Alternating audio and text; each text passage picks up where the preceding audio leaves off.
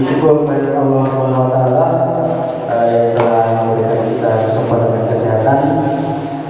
Saya ucapkan banyak-banyak terima kasih kepada Bapak Ibu yang sudah menyempatkan waktunya untuk bisa bergabung bersama kami di Aula SLB Tarakan, karena teman-teman yang lain mungkin ada kesibukan yang lebih penting lagi daripada hal ini. Jadi kita mulai saja. Saya tidak perlu memperkenalkan diri karena Bapak Ibu sudah paham semua. Saya dan Bu Putri adalah calon guru penggerak angkatan 9 yang sudah 2 bulan ini kami mengikuti program tersebut, dan seperti yang kami lakukan pada minggu yang lalu, kalau hari ini adalah kami diseminasi untuk memberikan informasi dan pengetahuan baru, berbagi kepada Bapak Ibu guru semua. Karena hal tersebut, maka hari ini saya dan Bu Putri mengundang Bapak Ibu untuk ikut bersama-sama di tempat ini untuk bersama-sama mengetahui apa yang kami ketahui selama program ini berjalan. Dan terima kasih karena sudah dapat bergabung semua. Untuk kita menghemat waktu, saya serahkan ke Bu Putri. Terima kasih Pak Adin. Assalamualaikum warahmatullahi wabarakatuh. Terima kasih Bapak Ibu yang sudah sedia meluangkan waktunya untuk bergabung di aula dalam kegiatan diseminasi budaya positif sekolah di SLB Negeri Tarakan oleh kami CGP Angkatan 9 Kota Tarakan. Dalam kegiatan diseminasi ini saya berdua dengan Pak Adin, kami CGP Angkatan 9, harapannya mudah-mudahan setelah kami ada lagi CGP lain yang lahir dari SLB Negeri Tarakan, supaya kita bisa lebih berkolaborasi lagi. Amin. Maju Permanto. Di sini saya akan berbagi materi dengan Pak Adin. Ya, sebelumnya pendahuluan dulu saya izin berdiri. Pendahuluannya, selama seseorang merasakan tekanan-tekanan dari lingkungan, maka proses pembelajaran sulit terjadi. Dan tugas kita sebagai pendidik yaitu untuk menghilangkan gangguan dan tekanan-tekanan yang menghalangi proses untuk mengembangkan potensi, minat, dan bakat murid. Lingkungan positif perlu dilaksanakan agar terwujud budaya positif. Budaya positif itu terwujud dari lingkungan yang aman, nyaman, agar memberikan murid kesempatan dan kebebasan untuk berproses, belajar, dan membuat kesalahan dan belajar lagi, sehingga mampu menerima dan menyerap suatu pembelajaran. Jadi kalau kita berbuat kesalahan itu bukan hal yang buruk sebenarnya, asal kita bisa belajar lagi dari kesalahan itu untuk karakter yang lebih kuat lagi.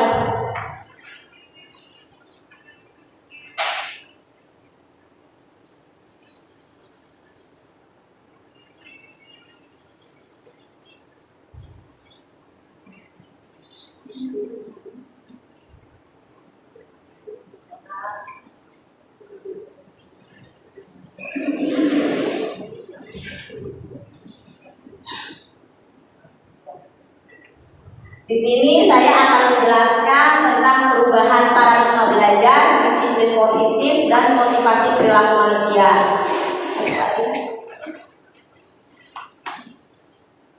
Pembelajaran dengan paradigma baru. Pembelajaran yang dirancang berdasarkan prinsip pembelajaran berdiferensiasi, sehingga peserta didik belajar sesuai dengan kebutuhannya berdasarkan tahap perkembangan untuk mewujudkan profil pelajar Pancasila. Jadi tujuan pendidikan yang saat ini itu ujungnya nanti profil pelajar Pancasila yang ada 6 dimensi. Lanjut tadi. Sekarang kita coba bermain dulu ya. Bapak di sini ada permainan cobalah buka. Satu misalnya Bu Widya sebagai A, Pak Hadi sebagai B. Bu Widya itu menggenggam dengan sekuatnya agar tidak genggamannya itu tidak terbuka. Pak Pak Hadi juga berusaha bagaimana caranya membuka genggaman Bu Widya itu tadi. Terserah bagaimana caranya, entah itu dengan membujuk, menghardik, mengintimidasi, memarahi, menggoda, atau menawari barang tertentu. Kita mulai 10 detik aja Bapak Ibu. Bisa berpasang-pasangan. Posisi A sebagai menggenggam, tidak boleh terlepas. Posisi B membuka genggaman itu. Kita mulai 10 detik aja ya. Ada yang bertugas menggenggam supaya genggaman itu tidak terbuka. Yang satu membuka, berusaha membuka. Terserah bagaimana caranya.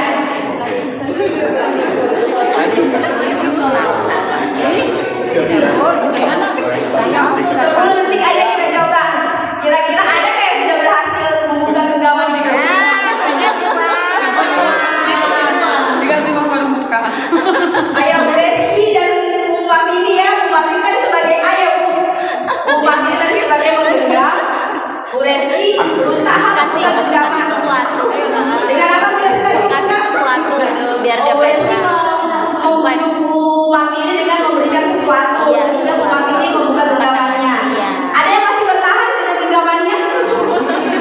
Bu Widya masih bertahan. Tadi di Pak Hadi dengan cara apa Bu? Tinggal tas, tapi saya batu. Oh. Bu Widya kasih batu ya, kasih batu. Ayah, kira-kira dari permainan tadi apa yang bisa kita ambil pelajarannya? Mungkin ada yang bisa membantu menjawab? Kerjasama, Bu Sasti ya. Ada lagi yang lain? Ya, di sini jadi di sini kan genggaman. Sebetulnya kayak tadi Bu Reski berhasil membuka genggamannya Bu Martini itu. Sebetulnya itu kontrol posisinya Bu Martini karena Bu Martini yang mau membuka. Andai Bu Reski tetap memberikan dia uang tapi Bu Martini tidak mau membuka, itu tidak bisa. Intinya di sini kontrol diri kita itu tergantung diri kita sendiri, tidak dipengaruhi oleh orang lain. Nanti kita lihat lagi yang selanjutnya. Tunggu, ini miskonsepsi tentang teori kontrol dari Dr. William Glasser yang selama ini terjadi, ilusi guru mengontrol murid. Jadi guru itu selama ini yang kita rasakan, kita berkuasa atas murid kita itu. Ternyata itu tidak betul. Yang kedua, ilusi bahwa semua penguatan positif, efektif dan bermanfaat, seperti kita memberikan penghargaan, reward gitu. Yang ketiga, ilusi bahwa kritik dan membuat rasa bersalah mampu menguatkan karakter.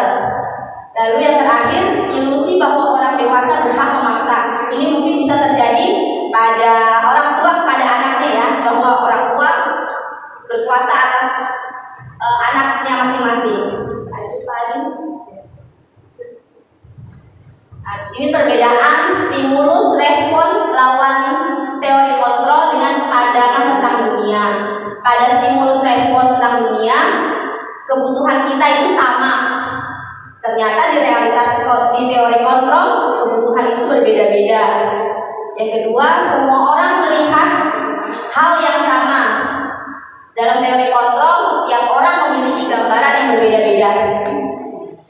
Lalu orang lain bisa mengontrol saya. Tadi sudah kita buat permainan, ternyata hanya diri kita sendiri yang dapat mengontrol. Selanjutnya saya bisa mengontrol orang lain.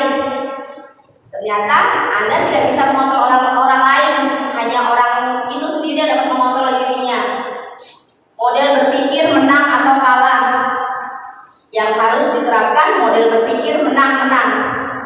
Jangan menang kalah, tapi menang-menang. Sekarang apa sih itu disiplin? Pak Hermanto? Sederhana aja sih. Disiplin itu menciptakan suasana yang tertib dan teratur. Tertib dan teratur. Aturan ya Pak? Tertib dan teratur, aturan. Ada yang lain lagi? Disiplin? Paksaan atau seperti apa? Oke, kita lihat ya. Ternyata disiplin itu berasal dari kata disiplina yang artinya belajar. Disiplin di sini disiplin yang mengacu pada disiplin diri, yang memiliki tanggung jawab terhadap apa yang dilakukan berdasarkan nilai-nilai yang diyakini. Disiplin yaitu tadi memerintah diri sendiri dalam mengontrol dan menguasai diri untuk memilih tindakan yang mengacu pada nilai-nilai yang diyakini atau dihargai dengan penuh tanggung jawab tanpa diperintah orang lain. Nilai-nilai yang dihargai di sini nilai-nilai kebajikan dalam profil pelajar Pancasila. Jadi ternyata disiplin di sini dan motivasi dalam diri sendiri, motivasi intrinsik yang selama ini kita pahami. Disiplin itu tergantung seperti aturan masuk jam sekian, kalau tidak masuk jam sekian lewat TPP kita dipotong, seperti itu ternyata bukan disiplin, itu ternyata masih peraturan. Disiplin yang dimaksud di sini disiplin dalam diri sendiri. Saya mengontrol diri saya memerintah diri saya menguasai diri saya berdasarkan nilai-nilai yang diyakini. Lanjut, Pak. Nah, nilai-nilai kebajikan itu yang dimaksud itu ada 3. Yang pertama, menurut berdasarkan profil pelajar Pancasila yang terdiri dari 6 dimensi: beriman dan bertakwa kepada Tuhan Yang Maha Esa dan berakhlak mulia, berkebinekaan global, gotong royong, mandiri dan bernalar kritis. Yang kedua, berdasarkan IBO Primary Youth Program yang terdiri dari toleransi, rasa hormat, integritas, menghargai, antusias, empati, ingin tahu, kerjasama, percaya diri dan komitmen. Lalu nilai kebijakan berdasarkan nilai kehidupan atau life skill, dapat dipercaya, tidak meremehkan orang lain, memberikan yang terbaik dari diri dan pendengar yang aktif. Semuanya terlihatnya positif ya nilai-nilai ini. Nah, tadi kita sudah bicara disiplin. Disiplin tadi yang dimaksud ternyata disiplin yang dari dalam diri sendiri, tidak dipengaruhi dari orang lain. Ternyata motivasi perilaku manusia ada 3 motivasi. Setiap tindakan kita pasti memiliki tujuan. Nah, tujuan itu dilihat. Tujuan itu untuk menghindari ketidaknyamanan atau hukuman, atau untuk mendapatkan imbalan atau penghargaan, atau untuk menghargai diri sendiri. Di sini motivasi ekstrinsik yang dari luar itu ada 2. Yang pertama, menghindari ketidaknyamanan atau hukuman. Lalu untuk mendapatkan imbalan. Jadi kita berbuat sesuatu, contohnya supaya kita tidak dimarah sama kepala sekolah, ya udahlah kita lakukan itu.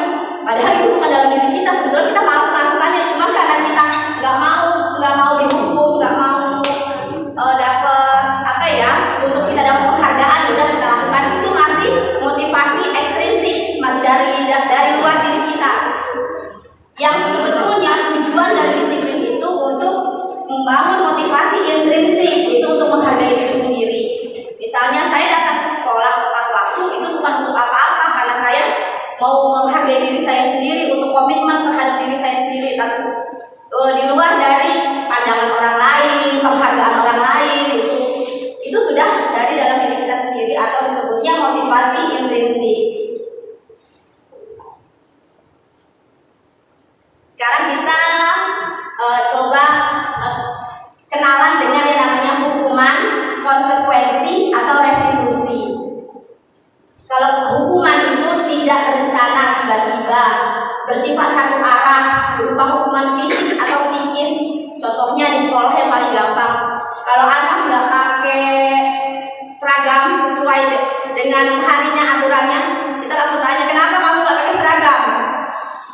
Kalau karena kamu nggak pakai seragam, sekarang kamu hormat di bawah tiang bendera. Itu kan langsung satu arah, tanpa kita minta persetujuan anak, tanpa kita cross check dulu kenapa kamu bisa salah pakai seragam itu. Yang kedua, konsekuensi. Konsekuensi ini terencana, sudah disepakati sebelumnya. Murid dibuat nyaman, sikap guru memonitor murid. Misalnya seperti ini. Kamu tadi terlambat ya? Kenapa terlambat? Kita masih ada coba komunikasi sama anak. Terus kalau terlambat gini, enaknya kamu ngapain ya? Sudah sesuai dengan yang kita sudah punya kesepakatan sebelumnya. Misalnya saya habis ini mau menulis apa atau apa itu bentuk konsekuensi. Sedangkan restitusi sendiri proses menciptakan kondisi murid untuk memperbaiki kesalahannya, proses kolaboratif dengan murid untuk mencari solusi sendiri. Di sini guru mencoba untuk menggali kenapa anak itu berbuat kesalahan, terus bagaimana agar kesalahan yang sudah dia perbuat ini tidak dia ulanginya lagi, langkah-langkah seperti apa yang akan dia perbuat. Lanjut Pak Adi. Di sini ada kasus, kita coba baca sama-sama ya. Iva kurang menguasai pelajaran matematika, sehingga pada saat pelajaran tersebut berlangsung, dia lebih banyak berdiam diri atau menggambar di buku pelajarannya. Pada saat guru matematikanya Pak Seno menanyakan pertanyaan, Iva menjadi gugup dan sengaja menjatuhkan tasnya dari kursi, serta tiba-tiba menjadi gagap dan pada saat berupaya menjawab. Seluruh kelas pun tertawa melihat perilaku Iva yang berbicara tergagap dan terkejut tersebut. Pak Seno pada saat itu membiarkan teman-teman Iva menertawakan Iva yang tergagap dan malu luar biasa. Dan malahan minta Iva untuk maju ke depan dan berdiri di depan kelas menunjuk hidungnya karena tidak bisa menjawab pertanyaan Pak Seno. Kelas makin gaduh dan anak-anak pun tertawa melihat Iva di depan kelas memegang ujung hidungnya. Kira-kira Bapak Ibu setuju nggak dengan tindakan Pak Seno terhadap Iva? Tidak ya. Kenapa tidak setuju? Karena itu kan dia diamkan, artinya dia punya beban pikir dari luar, sehingga konsentrasi dan menurut kan kesalahan konsentrasi menurut. Karena ya tidak fokus ya, Ivanya tidak fokus. Pasti ada beban dari luar. Terus menurut Anda tindakan Pak Seno terhadap Iva sebuah hukuman atau konsekuensi? Hukuman ya, ini hukuman fisik. Fisiknya dia disuruh ke depan, psikisnya dia menjadi malu karena ditertawakan oleh teman-teman satu kelasnya. Lanjut Pak. Nah ternyata hukuman ini bisa menciptakan identitas gagal. Berbeda dengan konsekuensi dan restitusi, itu bisa menciptakan identitas berhasil atau sukses, disiplin. Lanjut Pak. Jadi sebisa mungkin kita mengurangi hukuman terhadap anak, tapi kita ganti itu paling tidak di level konsekuensi. Lebih bagus kalau kita bisa mencapai restitusi. Sekarang kita coba ya, ini ada kasus. Yang pertama, mencatat 100 kali di dalam buku kalimat saya tidak akan terlambat karena terlambat ke sekolah. Ini kira-kira hukuman atau konsekuensi? Ada hukuman, ada konsekuensi ya. Kita kunci dulu, nanti kita lihat. Yang kedua, murid diminta untuk push up 15 kali karena tidak menggunakan masker ke sekolah. Hukuman. Yang ketiga, menggantikan kertas teman yang telah dicoret-coret. Konsekuensi ya. Yang keempat, murid diminta telanjang kaki selama jam pelajaran karena tidak memakai sepatu warna hitam. Hukuman. Ya. Yang kelima, membersihkan meja yang telah dicoret-coret. Konsekuensi. Sekarang kita lihat mencatat 100 kali di dalam buku kalimat saya tidak akan terlambat lagi, itu ternyata hukuman. Yang kedua, murid diminta push up, itu juga hukuman berupa fisik. Yang kelima, menggantikan kertas teman yang telah dicoret-coret, konsekuensi karena dia telah mencoret-coret buku temannya. Yang keempat, murid diminta telanjang kaki selama jam pelajaran, itu hukuman karena secara tidak langsung dia pasti malu. Hukuman di sini bukan sebatas hanya hukuman fisik saja Bapak Ibu, termasuk juga kalau kita dipermalukan depan umum, itu termasuk hukuman. Yang terakhir, membersihkan meja yang telah dicoret-coret, itu konsekuensi karena dia telah mencoret-coret meja, seperti itu.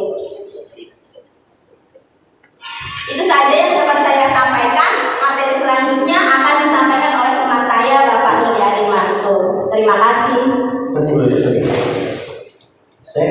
berdiri ya. Kalau dari tadi sudah berdiri loh. Oke, kita lanjut. Saya akan menyampaikan sedikit tentang keyakinan kelas.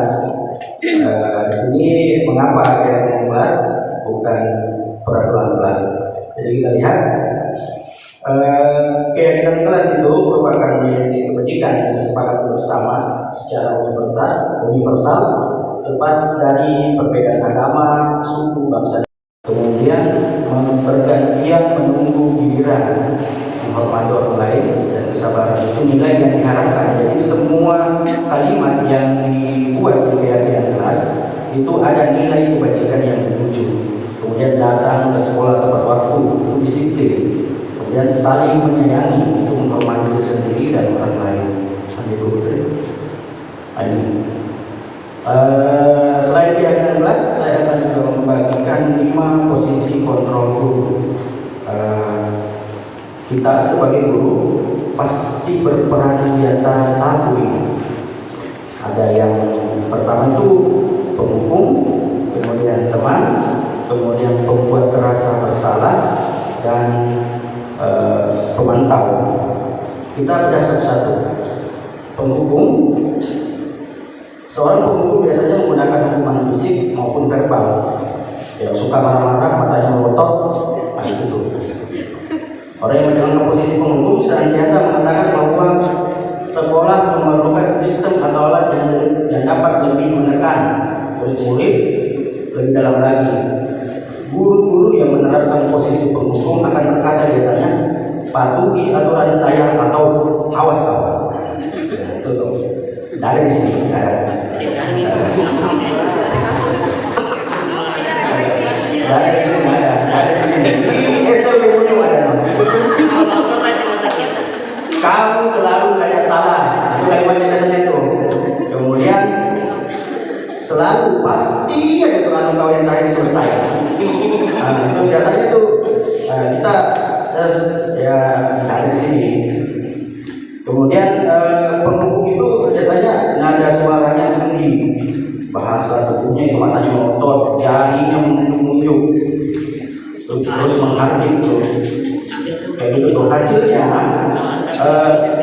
kemungkinan murid marah dan mereka berekspresi ke kita. Bisa jadi setelah kita berikan posisi penghukum ini, dia kembali duduk, dia akan mencoret-coret buku itu. Jadi ada hal yang belum selesai di dalam dirinya. Itu posisi penghukum. Kemudian di posisi pembuat merasa bersalah. Pada posisi ini biasanya guru bersuara lebih lembut nih. Lembut betul suaranya guru ini. Kemudian biasanya itu menggunakan keringat untuk membuat orang lain merasa tidak nyaman, bersalah atau rendah diri. Kata-kata yang keluar biasanya itu sangat kecewa sekali dengan kamu, gitu. Jadi seakan-akan murid itu dibuat merasa bersalah gitu. Kemudian berapa kali bapak harus memberitahu kamu, lembut betul suaranya. Gitu. Tidak ada istilah bunyi tuh. Kemudian hasilnya murid akan merasa bersalah telah mengecewakan ibu atau bapak gurunya. Murid akan merasa gagal dan tidak sanggup membahagiakan orang lain. Kadang-kadang sikap seperti ini lebih berbahaya daripada sikap penghukum karena itu biasanya tertanam di dirinya. Jadi pembentukan karakternya anak-anak itu lemah begitu ya. Kemudian kita lanjut ke teman. Posisi guru sebagai teman. Guru pada posisi ini tidak akan menyakiti murid, terus tidak lembut kayak tadi tuh. Kemudian dia biasanya itu senyum aja kayak sahabatnya itu siswanya tuh. Biasanya kata-katanya seperti ini. Ayolah bantu lebih bapak nih, kan? Kemudian ingat gak bantuan bapak selama ini? Kayak begitu tuh. Jadi ada kayak dirangkul betul itu kayak temannya itu. hal negatifnya dari posisi teman itu biasanya anak-anak itu merasa aman dengan satu orang guru itu. Ketika dia pindah ke guru yang lain itu tidak mau sudah. Dia hanya mau ke guru yang satu itu. Biasanya itu nada suaranya itu ramah, akrab, bercanda, ya pokoknya yang fun-fun lah, yang disukai anak-anak biasanya seperti itu. Hasilnya mereka merasa senang, akrab dengan guru. Ini memang merupakan suatu yang positif, tapi negatifnya itu ada ketergantungan siswa kita kepada salah seorang guru saja, itu sebagai teman. Terus kita lanjut ke pemantau. Nah, ini yang sering mantau.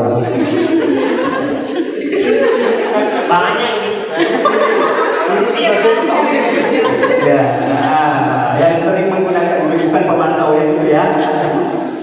Pemantau itu mengawasi, biasanya mereka selalu mengingatkan siswanya, peraturannya apa yang telah kamu lakukan, terus sanksi atau konsekuensinya apa.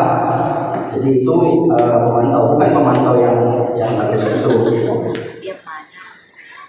Kemudian dilanjutkan di posisi seorang manajer.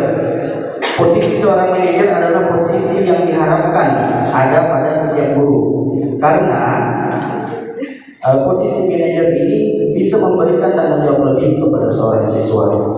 Jadi nada suaranya itu tulus, bahasa tubuhnya tidak kaku, tidak seperti teman tadi yang sangat merangkul. Kemudian biasanya dia menggunakan kata-kata yang lebih mendorong anak untuk lebih bertanggung jawab terhadap perbuatannya. Nah, kemudian lanjut Bu Putri, dilanjutkan ini dosen. Ini tadi kata-katanya yang saya sebutkan tadi, yang saya kecewa sekali dengan kamu, membuat rasa bersalah, kemudian berhukum. Jadi semua ada 6 yang ada, tapi masih banyak lagi nih kalau pernyataan-pernyataan yang sering ada nih. Lanjut, ini nggak usah dulu di badai. Nah ini segitiga restitusi. Ini saya akan bagikan sebuah segitiga, bukan segitiga bermuda, bukan juga cinta segitiga, tapi segitiga restitusi. Segitiga restitusi itu menciptakan kondisi bagi murid untuk memperbaiki kesalahan mereka, sehingga mereka bisa kembali pada pokok mereka dengan karakter yang lebih kuat.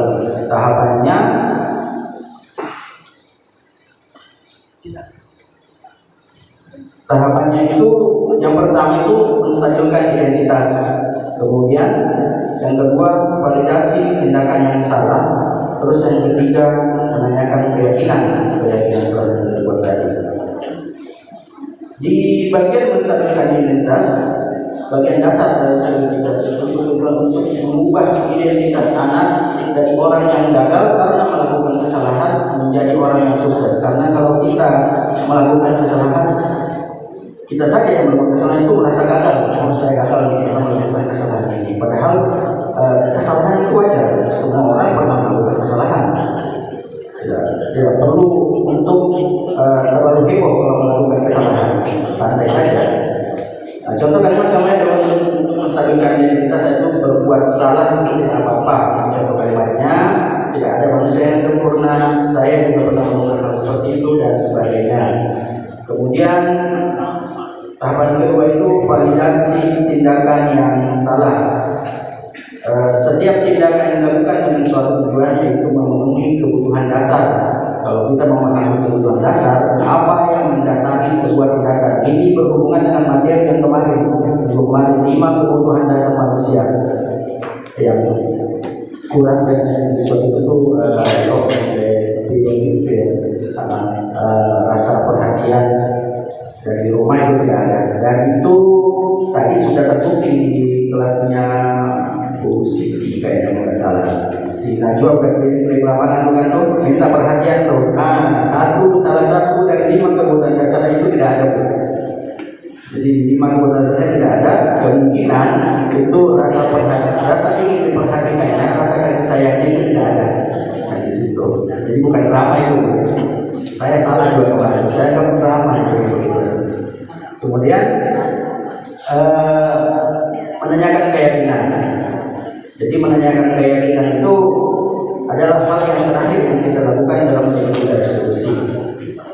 Contoh pertanyaan-pertanyaan itu apa yang kita percaya sebagai kelas atau keluarga, apa nilai-nilai umum yang kita sepakati, kemudian apa bayangan kita tentang kelas yang ideal. Jadi seperti itu, ada dua materi tadi yang saya masuk. Oke. Habis ya? Oke. Karena sudah asal juga. Jadi itu tadi Bapak Ibu dua materi saya juga menyampaikan hal ini, dan saya mengucapkan banyak terima kasih kepada Bapak Ibu semua karena telah hadir di ruangan ini. Minta maaf saya mengganggu kesibukan Bapak Ibu. Saya paham kalau minggu ini dan minggu depan adalah hari-hari yang sangat sibuk untuk kita, dan semoga itu tidak berlalu. Jadi mudah-mudahan ada hal yang bisa Ibu tangkap dari. Assalamualaikum warahmatullahi wabarakatuh. Bapak Ibu, kita bertemu kembali ya. Kemarin kita sudah sedikit membahas tentang keyakinan kelas. Kenapa itu keyakinan kelas bukan peraturan kelas? Kira-kira ada yang masih ingat? Kenapa harus sekarang itu yang digaungkan itu memberi apa? Untuk keyakinan kelas, bukan lagi peraturan kelas. Atau saya ingatkan ya, keyakinan kelas itu nilai-nilai kebajikan yang disepakati bersama secara universal, lepas dari perbedaan agama, suku, bangsa, dan negara. Nah, di sini perbedaannya kenapa harus keyakinan kelas? Karena keyakinan kelas ini yang disepakati bersama, namanya di kelas. Di kelas itu berarti kesepakatan antara guru dan murid. Tapi kalau peraturan itu sering kita lihat di setiap sekolah pasti ada peraturan, dan itu tidak boleh dihilangkan juga. Tetap ada peraturan sekolah, nanti dibawa ke kelas dalam bentuk keyakinan kelas. Keyakinan kelas itu merujuk pada nilai-nilai kebajikan, nilai-nilai yang diyakini positif.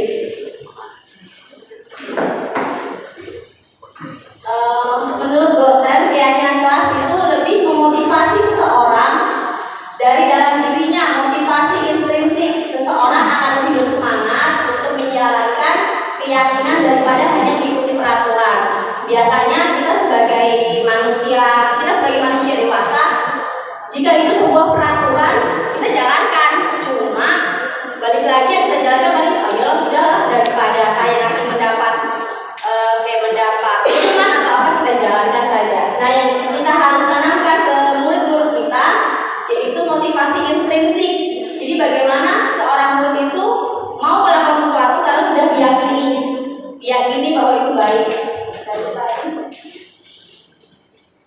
Pembentukan keyakinan kelas ini bisa Bapak Ibu praktekkan nanti di kelas bersama murid-muridnya. Jadi murid-murid diminta untuk kira-kira kita membuat keyakinan kelas ini seperti apa. Murid-murid satu persatu diminta untuk menuliskan, nanti ditempelkan. Keyakinan kelas itu berupa pernyataan universal. Maksudnya di sini pernyataan positif bukan negatif. Contohnya tidak boleh terlambat datang ke sekolah. Itu kira-kira keyakinan kelas atau peraturan kelas? Peraturan ya, karena itu masih pakai negatif, kalimat tidak boleh. Kalau kita turunkan jadi keyakinan kelas, masuk ke kelas tepat waktu, itu sudah masuk keyakinan kelas. Yang kedua, keyakinan kelas itu tidak perlu terlalu banyak, cukup beberapa agar bisa mudah diingat dan diyakini. Gak usah terlalu banyak, 1 sampai 20, tapi yang bisa kita yakini hanya 1, itu kayak kurang, nggak ada efeknya ya. Bisa cuma 5, asal kita bisa yakini itu sama-sama, itu bagus. Yang kedua, dalam pembuatan keyakinan kelas ini melibatkan warga kelas di sini, guru dan peserta didik itu sendiri. Lalu keyakinan kelas dapat ditinjau kembali dari waktu ke waktu. Jadi misalnya Bapak Ibu sudah membuat 5 keyakinan kelas, 1 keyakinan kelas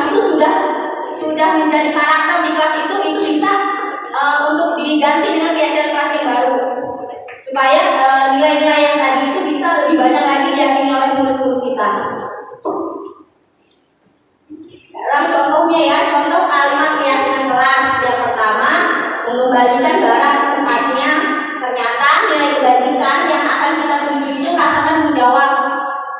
Bagaimana murid itu mengambil sesuatu di tempat itu harus dikembalikan lagi ke tempatnya, itu kita melatih mereka untuk bertanggung jawab. Yang kedua, bergantian menunggu giliran. Nilai kebajikan yang dituju itu menghargai orang lain dan kesabaran. Yang ketiga, mencuci tangan sebelum dan sesudah makan, itu kesehatan. Lalu datang ke sekolah tepat waktu, itu melatih disiplin, tujuannya nanti disiplin. Yang terakhir, saling menyayangi, menghormati diri sendiri dan orang lain. Sama teman itu tetap harus saling menghormati, menyayangi. Sekarang saya ajak Bapak Ibu untuk membuat satu keyakinan kelas. Nanti coba Bapak Ibu tempelkan di sini. Nanti kita akan lihat nilai-nilai kebajikan apa yang akan kita tuju. Ya, satu-satu tadi. Perlu diingat ya, keyakinan kelas ini berupa kalimat-kalimat positif.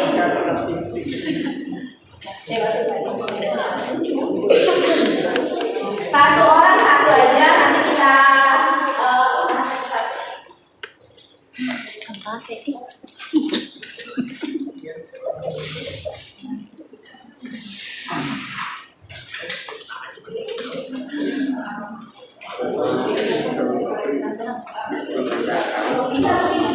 kita nanti sama murid yang besar ya.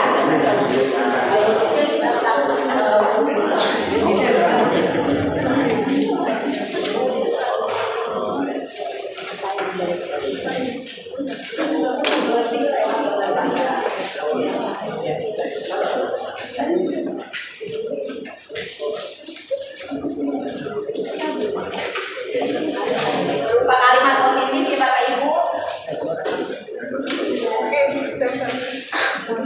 Serasi. Tempel sendiri kali. Bisa tolong ditempelkan kalau sudah Bu.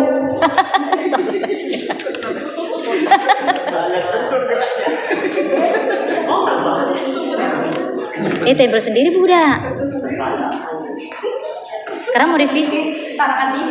Iya, ini kameramennya terkan TV nih. Ada yang mau ditempel?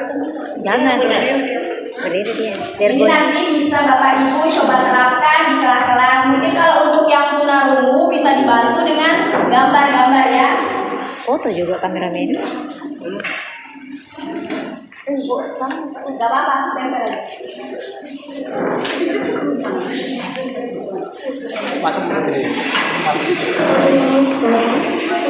Nah, kau di pinggir-pinggir sana. Ini ada beberapa ya. Ya, ada semua.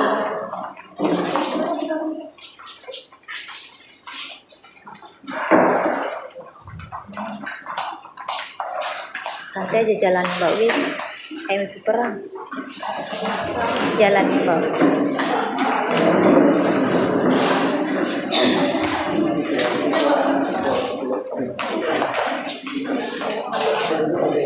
Iya.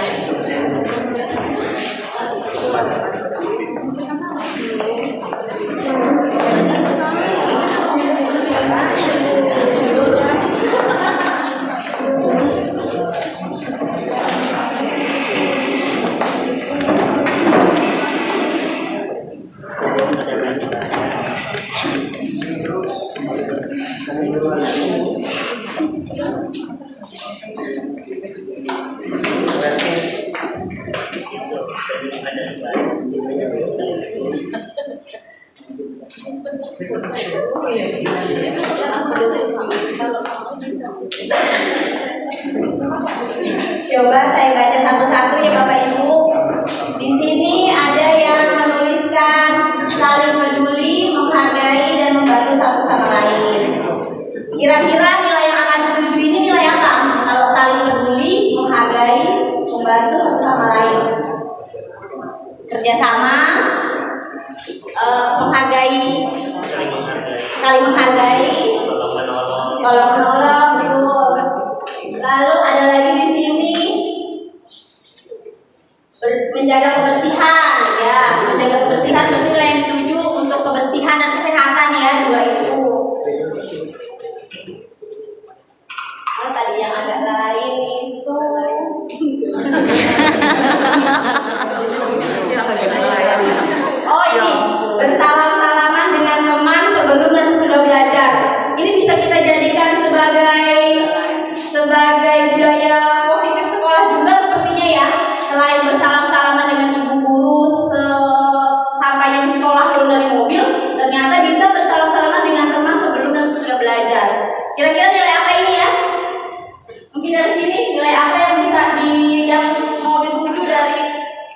pimpinan kelas bersalam-salaman.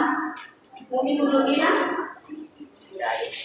Dari saya saling bersalam itu menunjukkan sikap saling menyayangi. Saling menyayangi, ya saling menyayangi betul Dina. Ada yang lain lagi?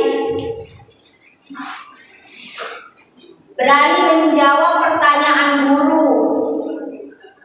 Nilai apa ini? Berani. Percaya diri ya Pak Taslim. Oh ya, mematikan HP saat kegiatan. Maksudnya saat pembelajaran ya. Kita tidak melarang membawa HP, tetapi ketika sedang belajar, HP itu bisa dititipkan dulu ke gurunya atau dimasukkan dulu dalam kelas. Ini nilai yang mau dituju, mungkin bisa menghargai guru dan temannya, menghargai diri sendiri ya. Ini sudah bagus-bagus semua Bapak Ibu. Ini bisa nanti diimplementasikan ke ke murid di kelasnya masing-masing. Next Pak Adin. Nah sekarang kita masuk ke 5 posisi kontrol guru. Selama ini kalau ada anak-anak yang kayak berbuat kesalahan atau tidak sesuai dengan aturan sekolah, ini saya pribadi masih ke yang menghukum. Ternyata seorang pendidik itu harusnya mencapai di posisi manajer. Jadi dia tidak hanya menghukum murid itu, tetapi bagaimana menggali kenapa sih murid itu sampai berbuat seperti itu, pasti ada alasannya. Karena setiap tindakan kita pasti memiliki tujuannya, dan itu juga terjadi pada murid-murid kita. Misalnya kenapa dia berangkat sekolah terlambat, pasti dia ada alasannya tersendiri. Next slide. Di sini posisi kontrol penghukum dan membuat rasa bersalah itu akan menciptakan identitas gagal pada murid. Lalu posisi kontrol teman, pemantau atau manajer itu akan menghasilkan identitas berhasil dan sukses. Contohnya, kalau kita sebagai identitas posisi kontrol sebagai penghukum, kita lebih sering memakai kata-kata yang menghardik, menunjuk-nunjuk, menyakiti atau menyindir. Ternyata menyindir itu termasuk juga hukuman. Hukuman itu bukan selalu yang bersifatnya fisik, tetapi psikis juga itu termasuk hukuman. Kalau membuat orang merasa bersalah, misalnya berceramah, terus kamu kenapa terlambat, kenapa bajunya salah, nanti ibu kan diomelin sama kepala sekolah atau apa karena kamu pakai bajunya nggak salah, itu kayak menciutkan hatinya murid. Kalau contohnya, kalau posisi kontrol sebagai teman, misalnya seperti ini, ayo dong kerjakan tugasnya untuk ibu supaya ibu nanti tidak begini-begini. Itu contohnya seperti itu. Kalau penghukum, menghitung dan mengukur. Tapi kalau posisi kontrol kita dulu sebagai manajer, kita akan bertanya dulu. Misalnya dia terlambat ke sekolah, kita bertanya kenapa, apa yang sudah kamu lakukan. Pasti dia menjawab, saya terlambat ke sekolah. Pasti kamu punya alasan kan kenapa datang ke sekolah terlambat. Jadi kita mencoba menggali dari anak tersebut. Ini contoh-contoh pernyataan posisi kontrol guru yang 5 tadi.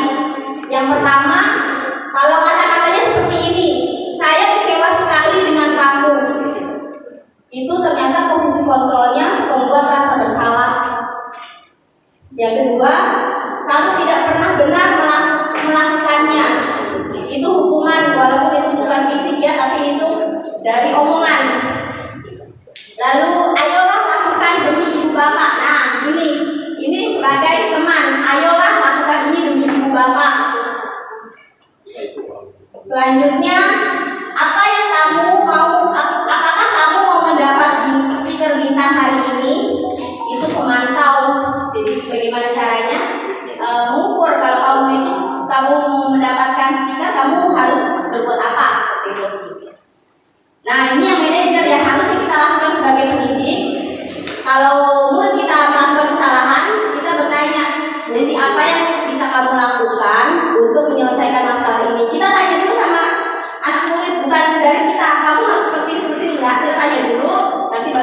lakukan. Seperti itu. Bisa dilihat di videonya. Ini kita lihat sama-sama videonya, perbedaannya mana itu posisi kontrol penghukum, pembuat rasa bersalah, teman, pemantau, dan manajer. Kita lihat sama-sama.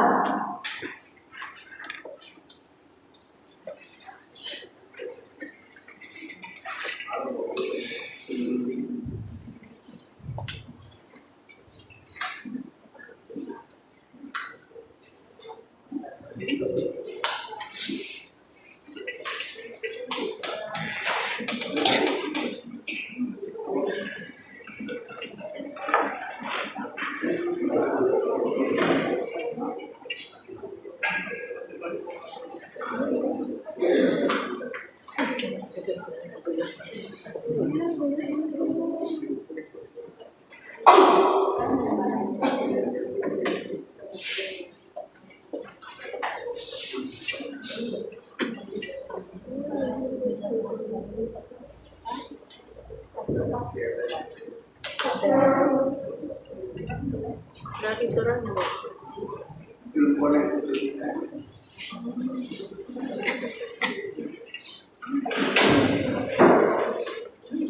Bentar ya Bapak Ibu, belum ada suaranya.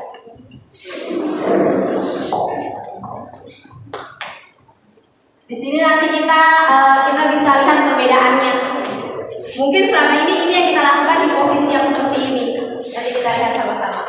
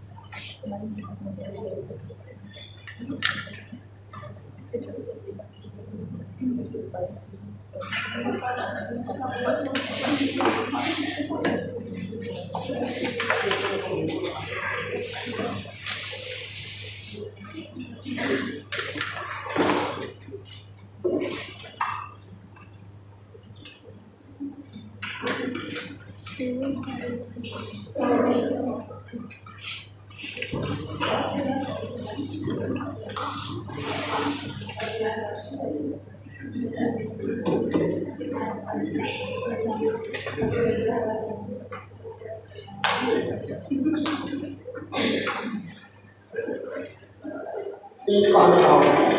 5 posisi kontrol dalam restitusi adalah proses perjalanan seorang pendidik agar dapat mengenali dirinya. Pada video kali ini, kita akan membahas tentang 5 posisi kontrol yang dikembangkan oleh Daya Dosen dan contoh penerapannya.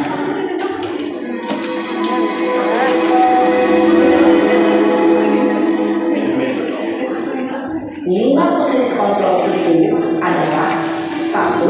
Posisi penghukum. 2. Posisi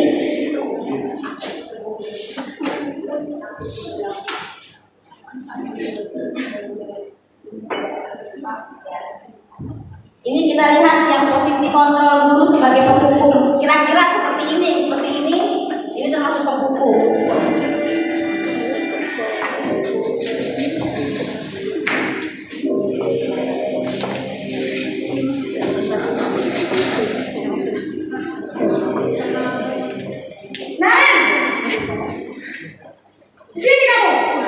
Ya, salah itu. Jul, kita. Kamu terlambat. Kamu deh, pasti terlambat. Kamu, saya. Apa coba? Alasan kamu apa lagi? Kapan sih kamu tidak terlambat? Besok. Malas sekali ya kamu jadi anak. Saya. Dasar pemalas. Gak kapok-kapok sih kamu. Sudah berapa kali terlambat? Sana, kamu keliling lapangan basket 2 kali. Kenapa saya harus keliling lapangan basket, Bu? Kenapa? Kamu lagi, Bu. Berani-beraninya jawab sudah terlambat,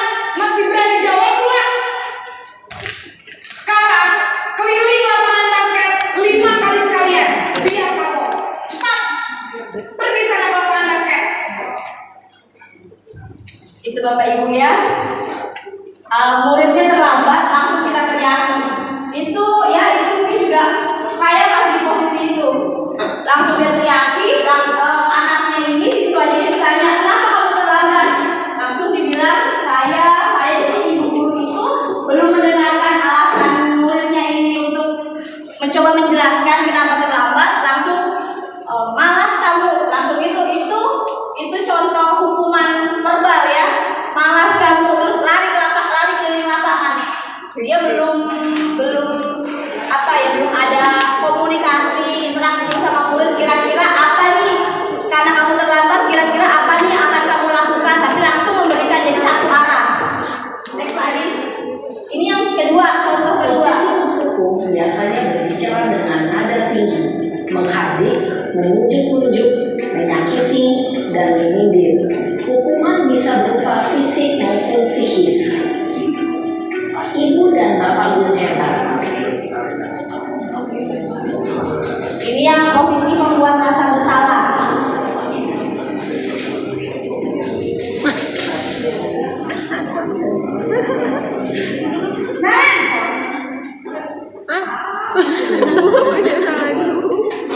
Selamat pagi Bu. Naren, kamu kenapa terlambat lagi, nak? Ya Tuhan, Naren, kamu senang ya bikin ibu susah ya? Kalau kamu terlambat lagi, Dapat nanti semua. ibu yang ditegur bapak kepala sekolah, nak. Disangka ibu tidak bisa membina kamu. Duh, gimana ini? Maaf Bu. Duh, Gusti Naren, kamu suka ya kalau ibu tegur bapak kepala sekolah? Terus, sekarang ibu harus tulis apa yang di buku absen? Ini kamu sudah sering terlambat loh. Ibu harus apa coba? Maaf Bu. Maaf sekali. Ya sudah, lain kali jangan bikin ibu susah lagi ya nak ya. Ibu tidak akan ulang lagi kalau kamu begini terus. Bisa jantungan kalau ibu tegur bapak kepala sekolah. Sana cepat kelas. Maaf ya Bu. Maaf sekali. Bagaimana Bapak Ibu, ada perbedaan dari posisi kontrol hukum tadi dengan yang membuat rasa bersalah? Ada ya, dari suaranya dulu. Yang pertama itu tadi dia teriak, kemarin kalau ini kayak rendah sedikit, terus kenapa kamu terlambat lagi? Nggak bosan nanti ibu dipanggil kepala sekolah. Jadi seolah-olah gara-gara anak itu ibu guru dan dipanggil kepala sekolah. Seperti itu. Lanjut Pak Adin.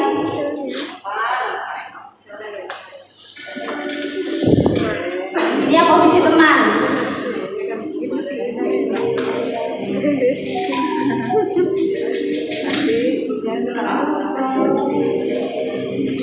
Naren,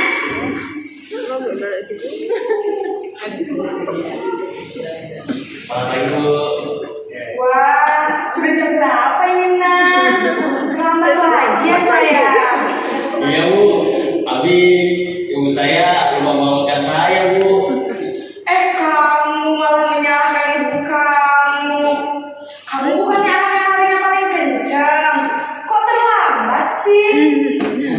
Iya Bu. Saya memang terlambat bangun tadi. Jadi biarpun saya lari kencang, tetap gak kekejar Bu. Ya sudah sana. Nanti lain kali larinya lebih kencang lagi ya. Biar gak terlambat lagi. Bikin seneng ibu demi ibu. Bisa kan? Bisa lah Bu. Ya sudah sana masuk kelas. Ibu beresin urusan absen kamu. Kamu ini ada saja. Di posisi kontrol teman ini, gurunya seperti teman dengan muridnya, walaupun muridnya berbuat kesalahan, tapi dia coba untuk komunikasinya kayak teman. Tetapi posisi kontrol teman ini ternyata kalau selalu kita mengambil posisi ini tidak baik juga untuk anak-anak. Jadi anak-anak itu nanti bisa meremehkan kita juga seperti itu.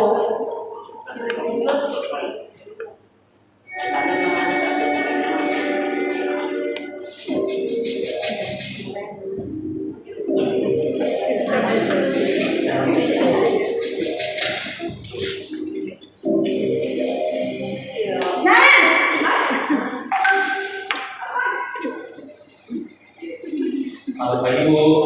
Kenaren, apa peraturan sekolah kita tentang jam berapa kita harus masuk sekolah? Nah, Kita harus di sekolah jam 7 Bu. iya betul. Sekarang sudah jam 7.20. Naren sudah tahu konsekuensinya jika terlambat hadir. Paham Bu. Saya harus tinggal kelas pas jam istirahat selama 20 menit. Iya benar, konsekuensinya demikian. Jadi nanti jam 9.30 pas istirahat, kamu harus tinggal di kelas, kerjakan tugas tambahan untuk ketertinggalan kamu, ya? Baik Bu. Posisi pemantau adalah penghitungan atau data untuk mengontrol murid. Pemantau ini guru sudah mulai untuk mengingatkan kembali peraturan sekolah itu seperti apa. Lalu siswa ini ada konsekuensinya yang sudah ditetapkan Bapak Ibu ya.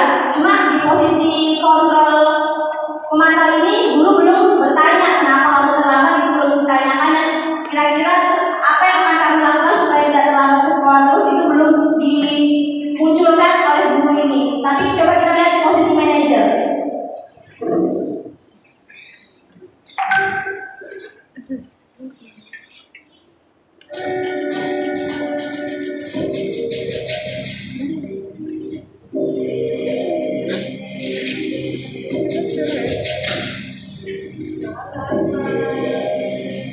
Naren!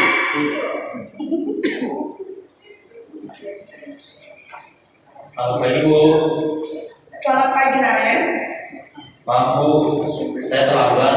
Iya, sekolah masuknya jam 7, sekarang sudah jam 7.20. Jadi sekarang bagaimana ini Naren? Maaf Bu, saya lupa setel alarm saya semalam. Baiklah, menurut kamu, keyakinan sekolah yang mana yang perlu kamu tingkatkan? Menghargai diri sendiri dan orang lain mungkin ya Bu. Setuju. Jadi, apakah Naren meyakini prinsip saling menghormati tersebut? Iya Bu, saya meyakininya. Apakah Naren bersedia memperbaiki masalah keterlambatan ini? Bersedia Bu. Bagaimana kamu akan memperbaiki masalah keterlambatan ini? Saya akan coba untuk tidak lupa menyetel alarm saya Bu. Baik, kalau Naren mau menyetel alarm di rumah, ada orang yang kira-kira bisa bantu mengingatkan tidak? Ada Bu, kakak saya, Kak Emma. Ada lagi selain Kak Emma? Selain Kak Emma, ada ibu saya.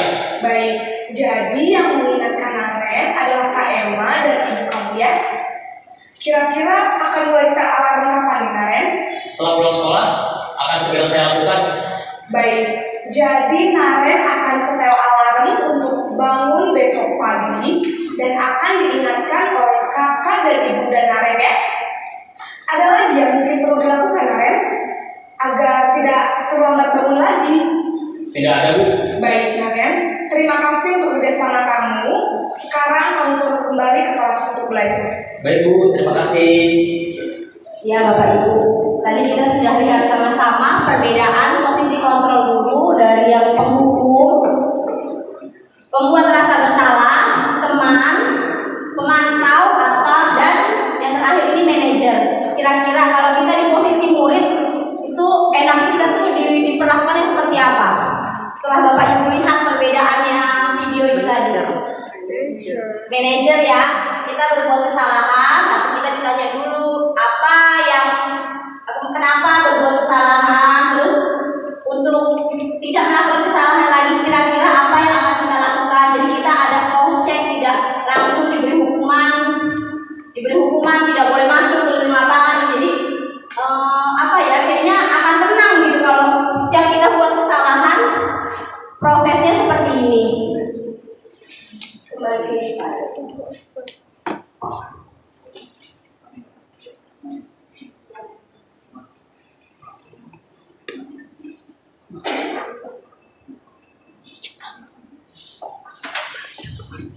sekarang kita ke segitiga restitusi.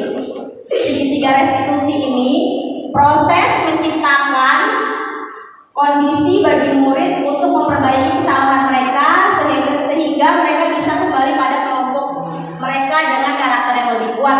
Tadi seperti yang Naren itu terlambat ke sekolah.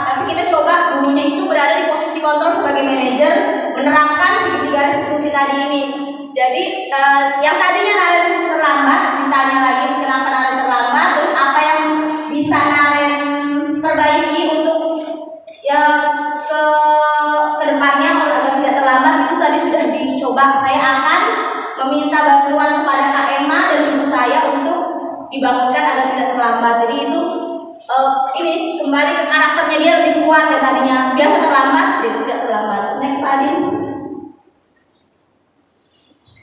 Segitiga restitusi ini ada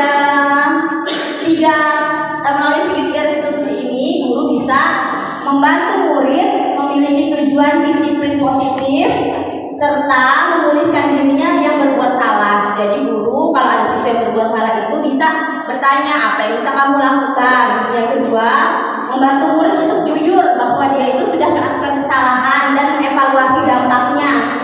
Yang ketiga, memberikan penawaran bukan paksaan. Jadi tawaran yang kita lakukan bukan paksaan.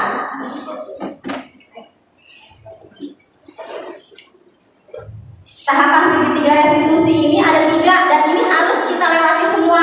Tidak bisa hanya 2 saja yang kita terapkan atau 1 saja, itu bukan segitiga restitusi. Yang pertama, menstabilkan identitas. Menstabilkan identitas itu tadi bertanya apa yang kamu lakukan. Nah, dia tadi bilang saya terlambat ke sekolah. Terus validasi tindakan yang salah, menanyakan keyakinan apa yang akan kamu perbaiki. Next slide. Di sini kita bisa lihat contoh-contoh tahapan segitiga restitusi ini. Yang pertama, menstabilkan identitas. Bagian dasar dari segitiga restitusi bertujuan untuk mengubah identitas anak dari orang yang gagal karena melakukan kesalahan menjadi orang yang sukses. Kira-kira contoh kata-katanya atau kalimatnya seperti ini. Berbuat salah itu tidak apa-apa. Semua orang pernah berbuat salah. Ibu juga pernah berbuat salah. Terus kamu berhak, misalnya dia berantem karena dikatain sama temannya, kamu berhak, kamu nggak apa-apa begitu, cuman nanti ada lagi. Apakah kamu sedang menjadi teman yang baik buat dirimu sendiri? Next slide. Yang kedua, validasi tindakan yang salah. Setiap tindakan dilakukan pasti dengan suatu tujuan, yaitu memenuhi kebutuhan dasar tadi yang sudah dijelaskan oleh Pak Adil ya. Kalau kita memahami kebutuhan dasar, apa yang mendasari suatu tindakan, kita akan bisa menemukan cara-cara yang paling efektif untuk memahami kebutuhan tersebut. Contoh kalimatnya, padahal kamu bisa melakukan yang lebih buruk dari ini. Ini maksudnya kalau dia marah juga, gurunya bilang gini, iya, semua orang pernah melakukan kesalahan. Ibu pun kalau di posisi kamu, ibu akan seperti itu. Padahal kamu bisa lebih dari sekedar marah, misalnya memukul temannya atau gimana. Tapi nanti ada kalimat pendukungnya lagi ya, tidak sampai di sini aja. Lalu kamu patut bangga pada dirimu sendiri karena kamu telah melindungi sesuatu yang penting buatmu. Next Pak Adi. Yang terakhir, yaitu menanyakan keyakinan. Ketika identitas sukses telah mencapai langkah 1 dan langkah 2, maka anak akan siap untuk dihubungkan dengan nilai-nilai yang dia percaya.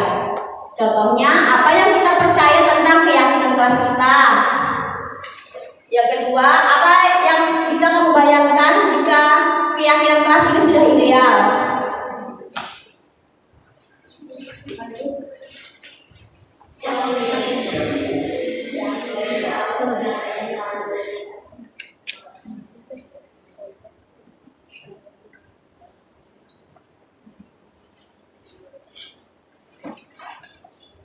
Sekarang ini ada studi kasus ya Bapak Ibu, kita sama-sama.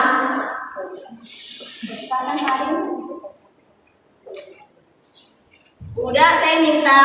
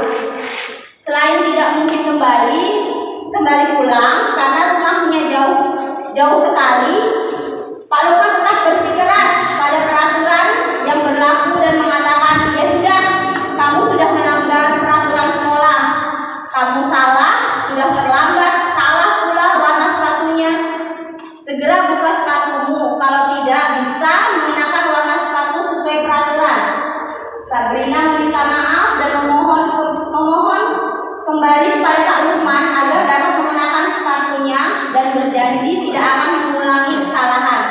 Namun Pak Lukman tidak mau tahu. Tidak, kamu melanggar peraturan sekolah. Kamu tidak sanggup ambil sepatu di rumah dan diantarkan sepatu ke sekolah. Ya sudah, kamu tidak bersepatu saja seharian di sekolah. Sekarang copot sepatumu dan silahkan belajar tanpa sepatu seharian. Sabrina pun dengan berat hati mencopot sepatunya dan memberikannya kepada Pak Lukman. Seharian dia tidak berani berkeliling sekolah karena malu dan lebih banyak berdiam diri tanpa alas sepatu. Bapak Ibu, kira-kira yang dilakukan Pak Lukman ini itu posisi kontrol sebagai apa? Ada yang bisa bantu saya menjawab? Bu Merin, yang dilakukan Pak Lukman ini terhadap Sabrina kira-kira itu posisi Pak Lukman menerapkan posisi kontrol guru sebagai apa, Bu Merin? Posisi hukum. Penghukum ya? Di mana kelihatan Pak Lukman itu sebagai posisi penghukumnya, Bu Merin? Itu dapat dilihat pada saat diberikan punishment hukuman. Dilarang memakai sepatu. Oh iya. Ya, ada kata-kata larangan. Betul, Bu Merin. Jadi di sini Bapak Ibu, Pak Lukman sebagai penghukum karena dia tidak menerima alasan dari Sabrina yang ke sekolah terlambat dan sehingga salah memakai sepatu. Pak Lukman juga telah menghukum Sabrina dengan kata-kata dan dengan kata-kata tidak menggunakan sepatu seharian itu. Jadi Sabrina malu. Dan malu itu ternyata hukuman juga. Tidak semua hukuman itu bersifat fisik tapi juga psikis. Karena dia tidak memakai sepatu, dia malu, hanya berdiam diri saja di kelas. Slide 3 tadi. Ini yang menghukum ya Bapak Ibu.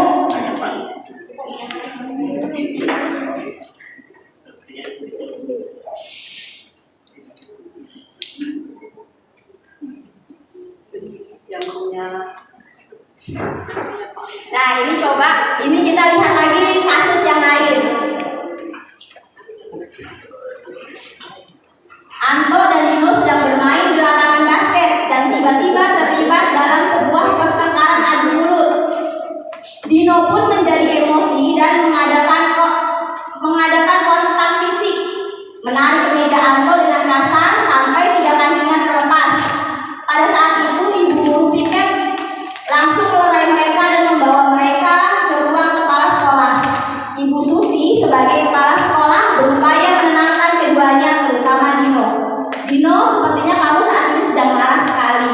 Mendengar itu, Dino pun mengalir bercerita tentang kesalahan hatinya. Ibu Suti melanjutkan bahwa semua kesalahan adalah hal yang manusiawi dan bahwa mempertahankan diri adalah hal yang penting. Namun meminta Dino untuk memikirkan cara lain untuk yang lebih efektif karena saat ini Dino berada di ruang kepala sekolah. Lalu Ibu Suti melanjutkan bertanya kepada keyakinan sekolah yang telah disepakati. Dino bersedia memperbaiki kesalahan yang telah dilakukan kepada Anto. Dino pun akhirnya perlahan mengangguk. Kemudian Ibu Suti balik bertanya kepada Anto hal apa yang bisa dilakukan Dino untuk memperbaiki masalah. Anto menjawab, saya perlu kancing saya diperbaiki. Lalu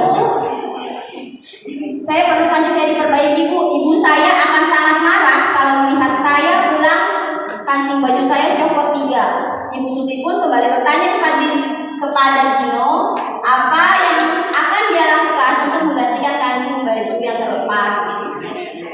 Singkat cerita, akhirnya Dino mengangguk, tanda menyetujui, dan sepanjang siang itu Dino belajar menjahit dan memperbaiki kemeja Anto. Terakhir kali terlihat kedua anak-anak tersebut, Dino dan Anto, sudah pulang sekolah. Mereka sudah bercengkrama, bersenda gurau kembali. Kalau dari sini Bapak Ibu, posisi Ibu Suti ini sebagai apa? Posisi kontrolnya. Posisi kontrol Ibu Suti sebagai apa, Bu Dian? Sebagai manajer ya. Karena dia nggak langsung hukum, ya nggak salah. Ditanya, seharusnya kamu gimana? Luar biasa.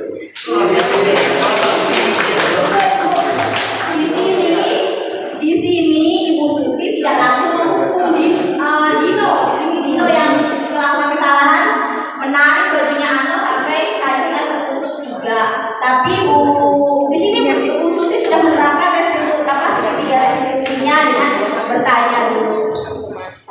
Jadi saya sudah pernah coba menerapkan segitiga restitusi ke Kolbi yang waktu itu saya lihat dia keluar ke kantin sebelum masih ada pelajaran. Contohnya seperti ini.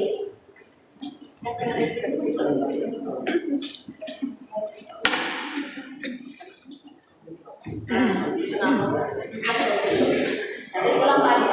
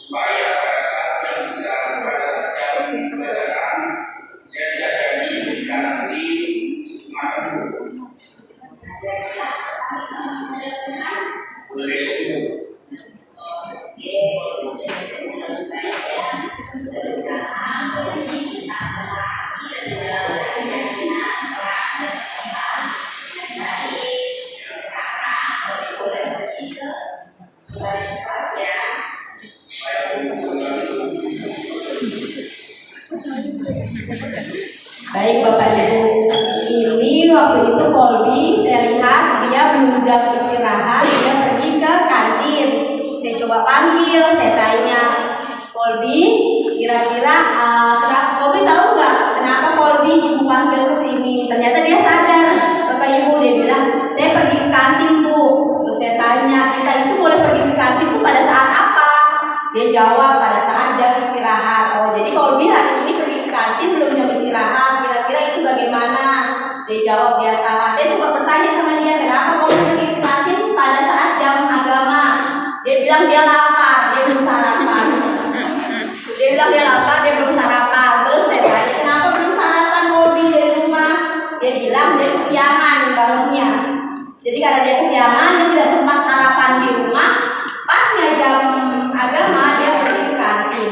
Nah di sana saya bertanya kira-kira apa yang bisa Kolbi lakukan supaya tidak pergi lagi ke kantin pada saat jam pelajaran berlangsung. Dia bilang saya akan bangun lebih pagi, lalu saya akan sarapan supaya tidak pergi lagi ke kantin seperti itu. Saya juga bertanya kira-kira kalau seperti itu keyakinan apa Kolbi yang sudah Kolbi yakini? Dia bilang keyakinan menghargai orang lain, karena di sana ada bapak ibu guru sedang mengajar tapi dia izin pergi ke kantin seperti itu. Itu saja Bapak Ibu, mudah-mudahan kita semua bisa menerapkan posisi kontrol guru di level manajer, walaupun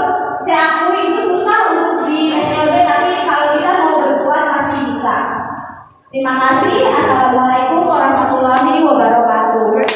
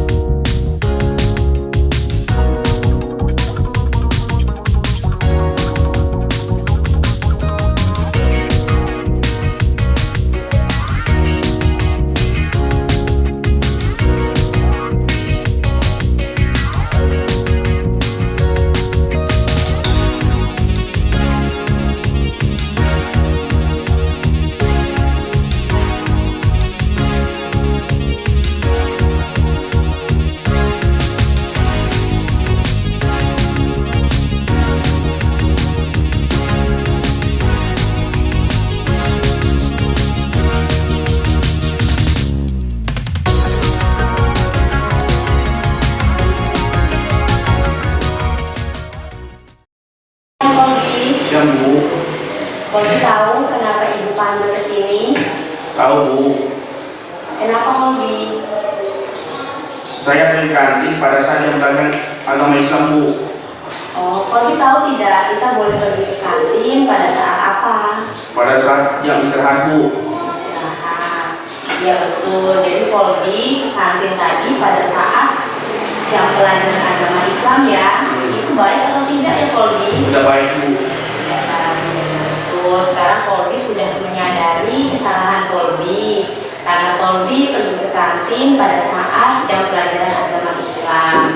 Berbuat kesalahan itu hal yang manusiawi Kolbi. Semua orang pasti pernah melakukan kesalahan. Ibu juga seperti itu.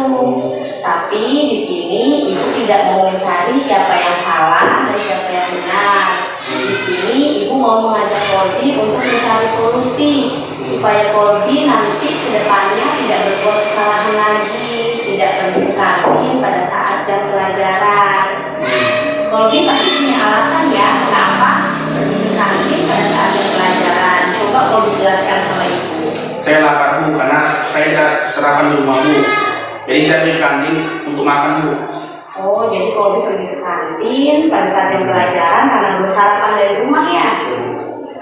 Kolbi masih ingat tentang keyakinan kelas kita? Masih, Bu. Keyakinan untuk menghargai diri sendiri dan orang lain. Kolbi, terus apa yang bisa Kolbi lakukan agar kedepannya Kolbi tidak berbuat kesalahan lagi, tidak ke kantin lagi pada saat jam pelajaran? Saya akan bangun lebih pagi agar saya bisa sarapan di rumah, Bu. Supaya pada saat jam istirahat, pada saat jam pelajaran, saya tidak jadi pergi ke kantin untuk makan, Bu. Ya, kira-kira kapan itu akan Kolbi lakukan? Mulai besok, Bu. Mulai besok. Oke, Kolbi sudah menjadi yang lebih baik ya. Mudah-mudahan Kolbi bisa mentaati dan menjalankan keyakinan kelas dan sekolah dengan baik. Ya. Sekarang Kolbi boleh pergi kembali ke kelas ya. Baik, Bu. Terima kasih, Bu. Ya, Kolbi. Pagi, Bu. Alif tahu kenapa Alif ibu panggil? Tahu, Bu. Saya terlambat berangkat sekolah, Bu. Alif tadi datang sekolah jam berapa? Jam 8, Bu. Alif tahu di sekolah kita jam berapa masuk sekolah? Jam 7.30, Bu. Ya, kalau Alif datang jam 8 ke sekolah, berarti itu terlambat atau tidak ya? Terlambat, Bu. Terlambat. Ya, Alif sudah menyadari kesalahan Alif hari ini terlambat datang ke sekolah.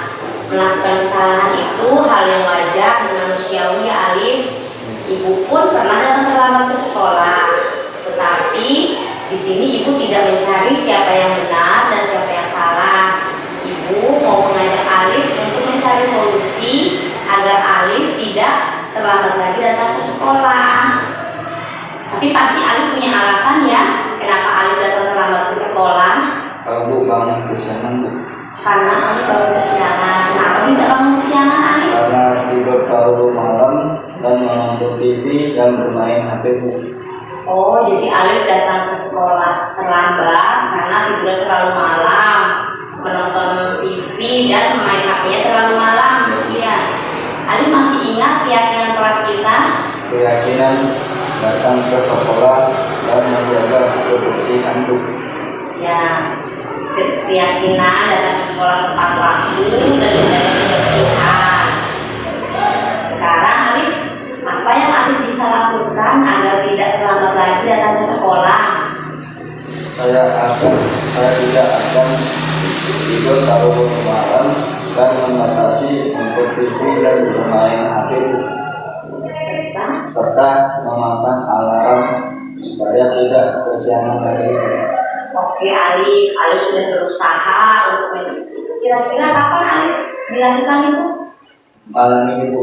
Malam ini. Oke Alif sudah berusaha untuk menjadi lebih baik. Semoga Alif bisa mentaati dan melaksanakan aturan dan keyakinan dengan lebih baik ya. Sekarang Alif boleh kembali ke kelas. Terima kasih, Bu. Ya Alif.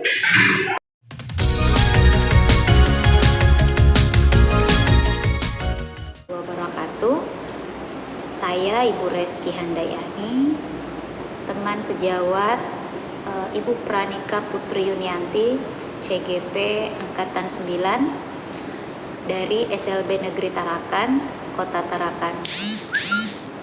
Dalam kesempatan ini saya akan menyampaikan kesan dan pesan kepada Ibu Pranika Putri Yunianti setelah mengikuti kegiatan pengimbasan atau diseminasi budaya positif yang ada di sekolah.